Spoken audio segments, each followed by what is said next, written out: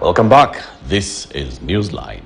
Plans by newly appointed UDA Secretary General Cleophas Malala to make the party a juggernaut ahead of the 2027 election got a major boost today when several staunch ODM members crossed over to the ruling party.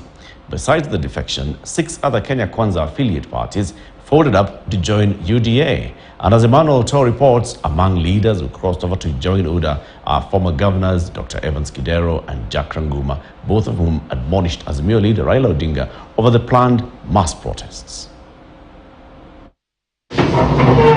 The United Democratic Alliance Party headquarters was Tuesday a beehive of activities as it received a section of Luo Nyanza leaders, the majority of whom met President William Ruto on Monday at State House, Nairobi.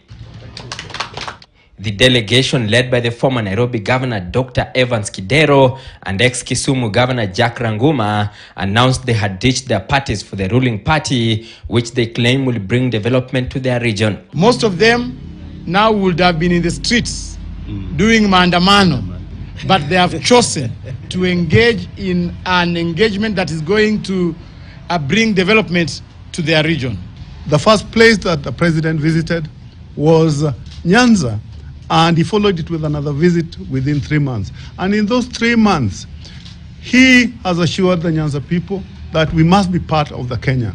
Kenya must be a single nation, Kenya must be a one nation, and every Kenyan deserves to enjoy the services that the government gives. We have decided, not because of coercion, we have decided to move on, to change our people. At the same time, the leaders hit out at the former Prime Minister for agitating for mass protests, saying it will derail development in their regions. The handshake between President William Ruto and Kenya Kwanza is with the Luo community, not with individuals. What has been happening in Luoland is the party leader of ODM has devised a method that there is no alternative voice heard on the ground.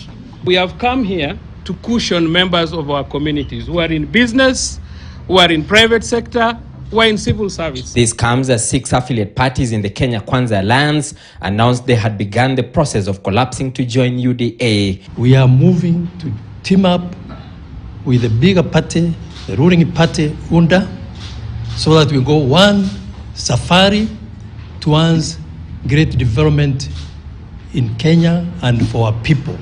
We as Chama cha Mashinani have agreed and resolved to support the president.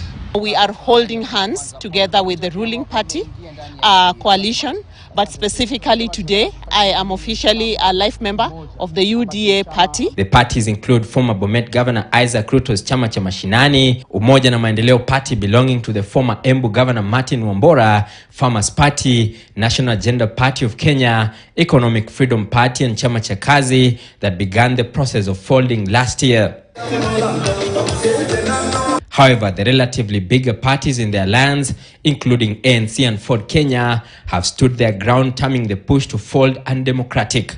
Sisi hatutakubali, chama hakiwezi vunjwa kwa sababu kina kanuni na sheria za kufuatwa.